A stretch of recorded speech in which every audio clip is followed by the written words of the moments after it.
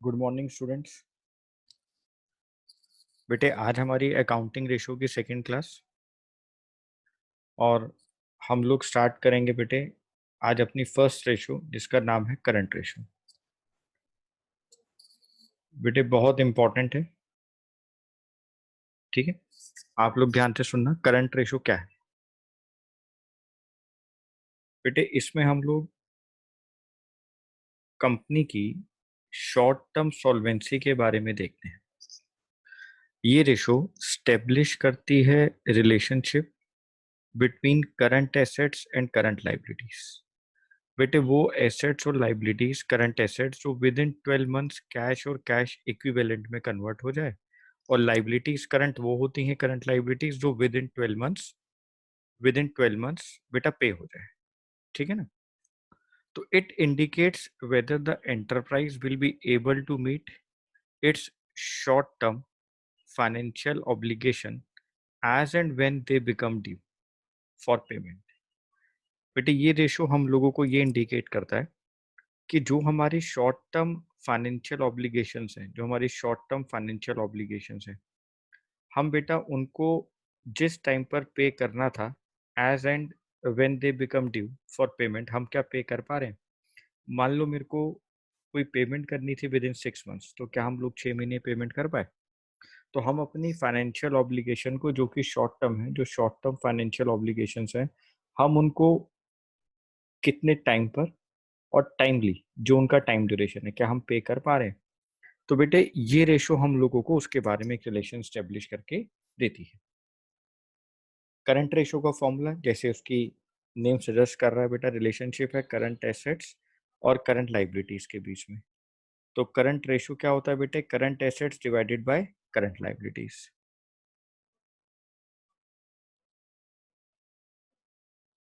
अब हमें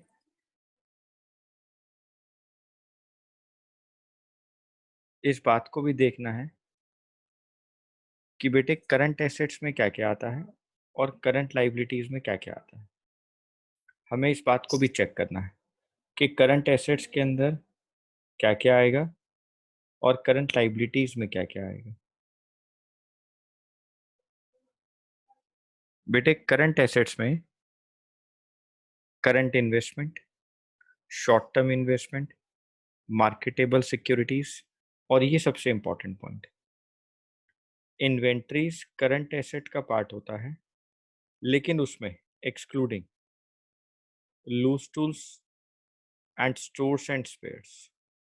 बेटे इन्वेंट्रीज के अंदर लूज टूल्स नहीं आते, इन्वेंट्रीज के अंदर स्टोर्स और स्पेयर्स नहीं आते, इन्वेंट्रीज में ये दोनों एक्सक्लूड होते हैं। तो बेटे पहला है हमारे पास करंट इन्वेस्टमेंट, दूसरा है शॉर्ट टर्म इन्वेस्टमेंट, तीसरा है मार्केटेबल सिक्योरिटीज, चौथा है बेटा हमारे पास इन्वेंट्रीज, और इन्वेंट्रीज के अंदर लूज टूल्स नहीं आएंगे, स्टोर्स और स्पेयर्स नहीं आएंगे।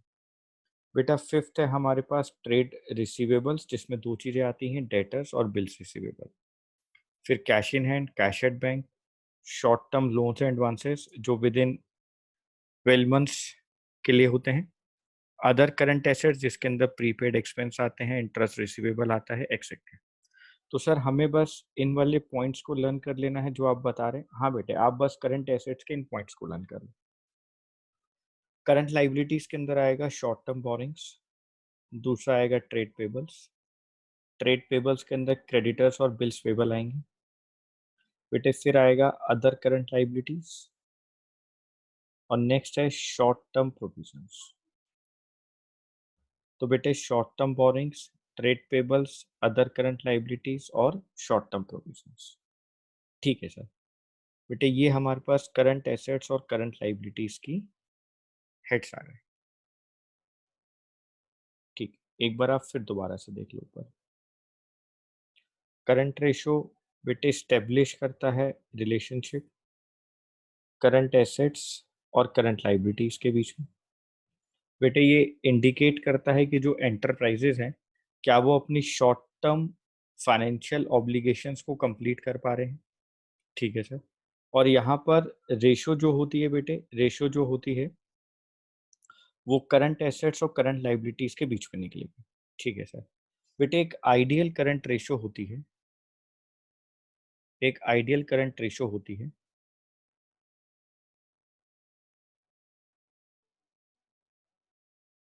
जिसको कहते हैं 2:1। एक आइडियल करंट रेशो होती है, इसको कहते हैं हम लोग 2:1। ठीक है सर। अगर 2:1 आपकी रेशो आती है तो उसको आइडियल करंट रेशो कहा जाता है। ठीक है। हर 1 रुपए की लाइबिलिटी के पीछे आपके पास 2 रुपए की करंट एसेट्स है, इसका ये मतलब है कि 2/1 है ना, कि हर 1 रुपए की लाइबिलिटी के पास आपके पास 2 रुपए की करंट एसेट्स है। ठीक। आगे देखो बेटा, ये मान लेते हैं हमारा फर्स्ट क्वेश्चन, और हमसे आसानी से कहा गया कि आप कंप्यूट करो करंट रेशो। करंट रेशो का फॉर्मूला हमारा क्या होता है बेटे? Current assets minus current liabilities. तो हमने यहाँ पर पहले फॉर्मूला लिखा,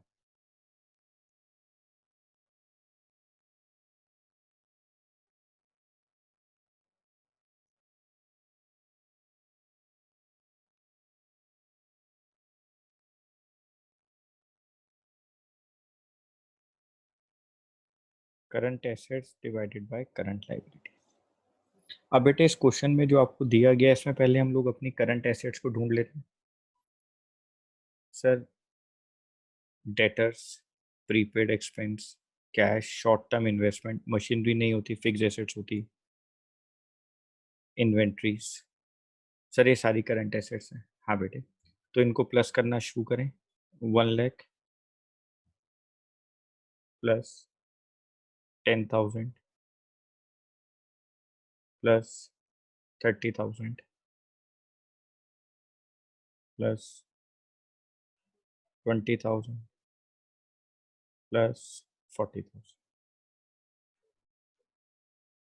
करंट लाइबिलिटीज देखो बेटा कौन कौन सी हैं? बिल्स पेबल, क्रेडिटर्स, ये तो बेटा फिक्स लाइबिलिटी है, एक्सपेंस पेबल, इन तीनों को प्लस कर लेते हैं।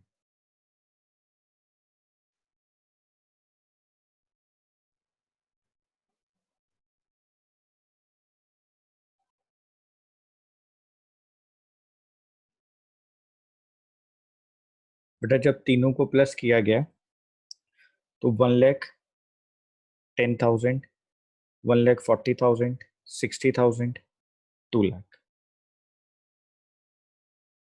Divided by 20, 40, 60, 40, 1 lakh. आंसर कितना आ गया मेरा? 2:1। तो करंट रेशो आपके पास 2:1 आ गया। ठीक है सर। नेक्स्ट क्वेश्चन देखो, आपको करंट एसेट्स दी गई हैं 4 लाख रुपए की। बेटे इन्वेंट्रीज दी गई हैं 2 लाख रुपए की, और आपको वर्किंग कैपिटल दिया गया है 2,40,000।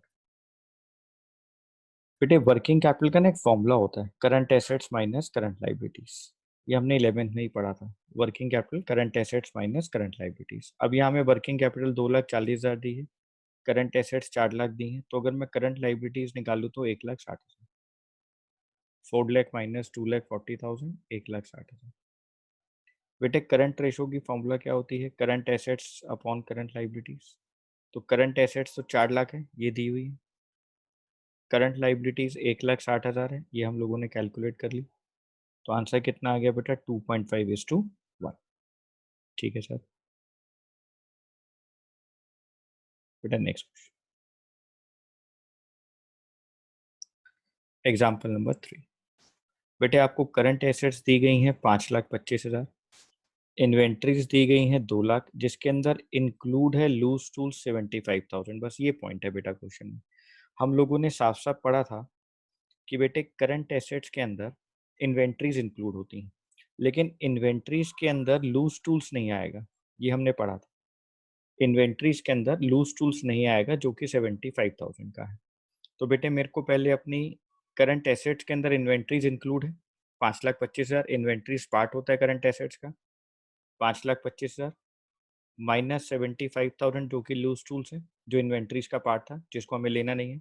तो मेरी फॉर्मूले के लिए करंट एसेट्स की वैल्यू आ गई 4.5 लाख। दोबारा से समझो, इन्वेंट्रीज करंट एसेट्स का पार्ट होती हैं, और इन्वेंट्रीज के अंदर हमें लूज टूल्स लेना नहीं होता, ये हमें नहीं लेना होता, जो 75,000 है। तो बेटे इन्वेंट्रीज में जब लूज टूल्स लेना नहीं तो मेरे को हटाना पड़ेगा। इन्वेंट्रीज करंट एसेट्स में इंक्लूड है तो मैंने उसमें से लूज टूल्स हटा दिया, करंट एसेट्स 4.5 लाख आ गए। वर्किंग कैपिटल होता है बेटा current assets minus current liabilities. तो बेटे करंट एसेट्स मेरे पास दी हुई है 5,25,000, working capital 2,25,000, current liabilities 3 lakh. Current ratio current assets upon current liabilities, तो 4.5 लाख डिवाइडेड बाय 3 लाख, कितना आंसर आ गया बेटा? 1.5:1। ठीक है सर। बेटे एक और फॉर्मूला होता है जो इस रेशो में यूज होगा, अगर कभी आपको करंट लाइबिलिटीज निकालनी हो और आपको क्वेश्चन में टोटल डेप्ट और नॉन करंट लाइबिलिटीज दे रखी हैं, तो आप अपने टोटल डेप्ट में से नॉन करंट लाइबिलिटीज को माइनस कर दें तो आपके पास करंट लाइबिलिटीज की वैल्यू आ जाएगी। आप अपने टोटल डेप्ट से नॉन करंट लाइबिलिटीज को माइनस कर दें तो आपके पास करंट लाइबिलिटीज की वैल्यू आ जाएगी। ठीक है सर, अगर ये फॉर्मूला किसी क्वेश्चन में यूज होगा तो आप करेंगे। बेटा जो हमारी फर्स्ट रेशो है ना वो यही है करंट रेशो को लेकर। मैं इसके ऊपर आपको 10 क्वेश्चन अभी भेज रहा हूँ वर्कशीट में। आज कुछ इंटरनेट में प्रॉब्लम आ रही है इसलिए वो रिकॉर्डिंग होने में दिक्कत हो रही है बहुत ज़्यादा। मैं आपको अभी इसकी वर्कशीट भेज रहा हूँ 10 क्वेश्चन की, आज आप बेटा यही करेंगे। इसके आगे की रेशो हम नेक्स्ट क्लास में करेंगे क्योंकि रिकॉर्डिंग में बहुत प्रॉब्लम हो रही है, बफरिंग हो रही है बहुत ज़्यादा इंटरनेट में। तो अभी मैं आपको इसके 10 क्वेश्चन भी भेजूंगा वर्कशीट के अंदर, तो आप ये वर्कशीट रेशो की पहली वर्कशीट कर लेंगे। ठीक है, इन्हीं क्वेश्चंस के बेसिस पर यही करंट रेशो के अंदर होता है, इसके अलावा कुछ और होगा नहीं। ठीक है सर।